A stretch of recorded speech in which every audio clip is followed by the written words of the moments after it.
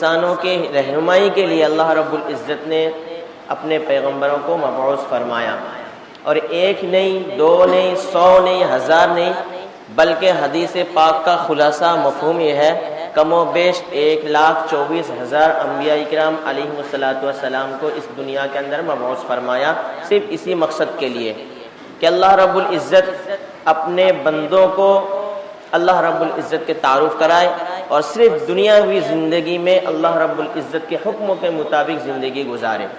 اسی کا نام دین ہے، اسی کا نام شریعت ہے، اسی کا نام کامیابی کی چابی ہے۔ اللہ رب العزت نے ہمارے نبی صلی اللہ علیہ وسلم کو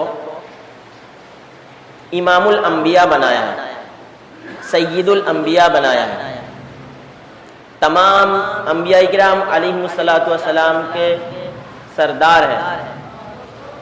اگر ہمارے نبی صلی اللہ علیہ وسلم کو پیدا نہ کرتا تو اس کائنات کو وجود بھی نہ دیتا۔ آپ اندازہ لگائیے کہ ہمارے نبی صلی اللہ علیہ وسلم کا مقام و مرتبہ کتنا بلند ہے۔ یہ ربیع الاول کا مہینہ ہے، جگہ جگہ مجلس اور جلسہ جلوس میں ہم سنتے رہتے ہیں کہ آپ صلی اللہ علیہ وسلم کے سیرت طیبہ کے متعلق کہ آپ کا مقام، آپ کا مرتبہ کتنا بلند ہے۔ ہمارے نبی صلی اللہ علیہ وسلم نبی الانبیاء ہے، اور دیگر انبیاء کرام علیہم السلام صرف انبیاء ہے۔ دونوں میں کیا فرق ہے؟ میں ہمارے نبی صلی اللہ علیہ وسلم کے شان اور مقام کو سمجھانا چاہتا ہوں کہ اللہ رب العزت نے دیگر انبیاء کرام کے بارے میں قرآن میں ذکر فرمایا ہے، اور ہمارے نبی صلی اللہ علیہ وسلم کا ذکر خود قرآن ہے۔ دیگر انبیاء کرام علیہم السلام کے اخلاق قرآن میں ذکر ہے، اور ہمارے نبی صلی اللہ علیہ وسلم کا اخلاق خود قرآن ہے۔ دیگر انبیاء کرام علیہم السلام کا معجزہ قرآن میں ہے، اور ہمارے نبی صلی اللہ علیہ وسلم کا معجزہ خود قرآن۔ کہ اللہ کے رسول صلی اللہ علیہ وسلم عبد المطلب کے گھر، عبداللہ کے گھر تشریف لانے والے ہیں، اس وقت اللہ رب العزت نے چاہا کہ قریش مکہ کی سربلندی، قریش مکہ کو پوری دنیا کے سامنے ہم دکھانا چاہتے ہیں کہ ہمارے نبی صلی اللہ علیہ وسلم کے خاندان ہے، یہ قریش ہے، اس کے اندر کوئی ناکامی نام کی چیز ہم نہیں لائیں گے۔ پھر قریش ہی میں اللہ کے رسول صلی اللہ علیہ وسلم کی پیدائش ہوئی۔ قریش کے متعلق ابن نجار اپنی کتاب میں بیان کیا تھا کہ شمرخ بن عمرو حمیری اللہ کے رسول صلی اللہ علیہ وسلم کے زمانے سے بہت پہلے کے بہت بڑے شاعر گزرے ہیں۔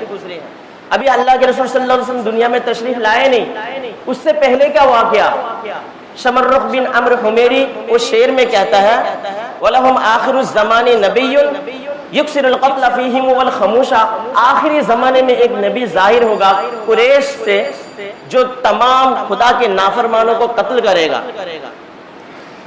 اس شعر کو اللہ کے رسول صلی اللہ علیہ وسلم کے سینکڑوں سال پہلے شمرخ بن عمرو حمیری کہہ کر چلے گئے۔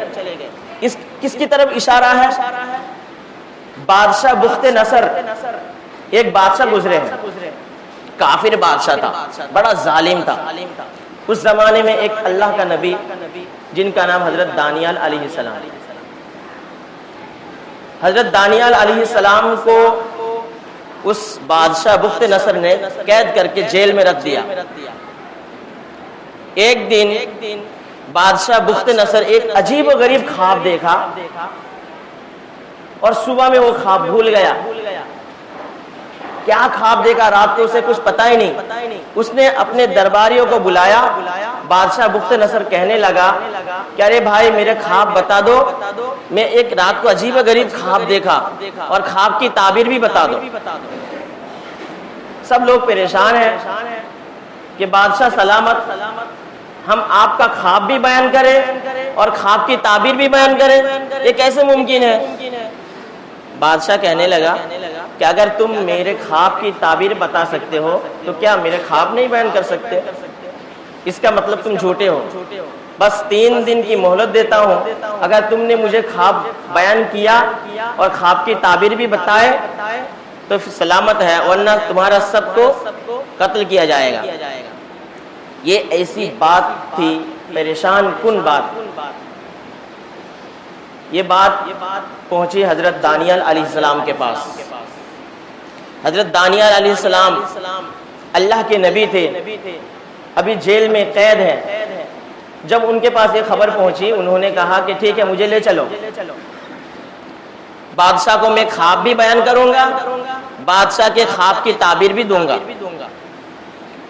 اس جیل میں جیلر نے کہا کیا فائدہ ہے؟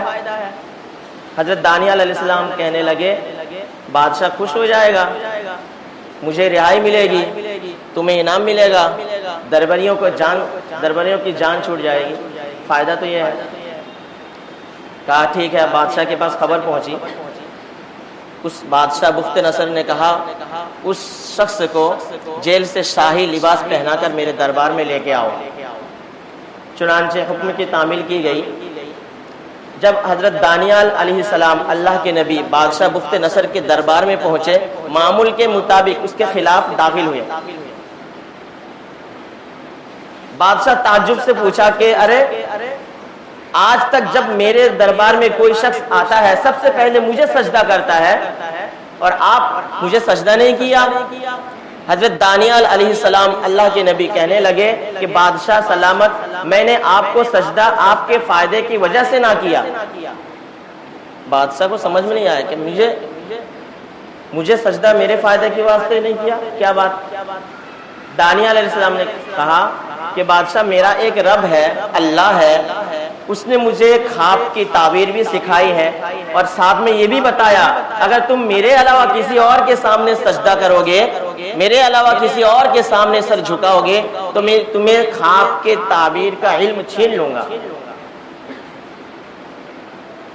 تو بادشاہ نے کہا ٹھیک ہے، اب بتاؤ، میں ایک عجیب و غریب خواب دیکھا لیکن وہ خواب بھی مجھے یاد نہیں ہے، اور اس خواب کو بھی بتاؤ اور خواب کی تعبیر بھی بتا دو۔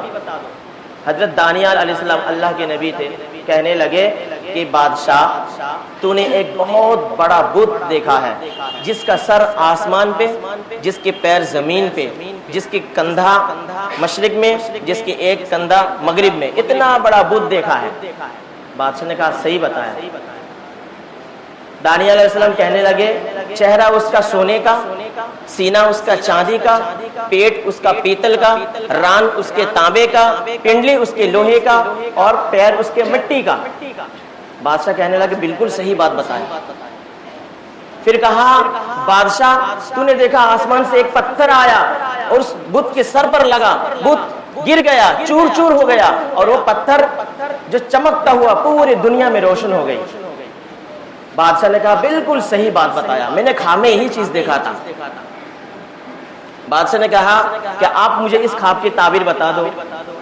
حضرت دانیال علیہ السلام خواب کی تعبیر بتانے لگے کہ بادشاہ جب تو نے اتنا بڑا ایک بت دیکھا ہے جس کا سر آسمان پہ، جس کے پیر زمین پہ، جس کے دایاں کندھا مشرق میں، جس کے بایاں کندھا مغرب میں، اتنا بڑا بت، یہ قومیت کی بت ہے، یہ فلاں قوم ہے، یہ فلاں قوم ہے، یہ فلاں قوم ہے، یہ فلاں قوم ہے۔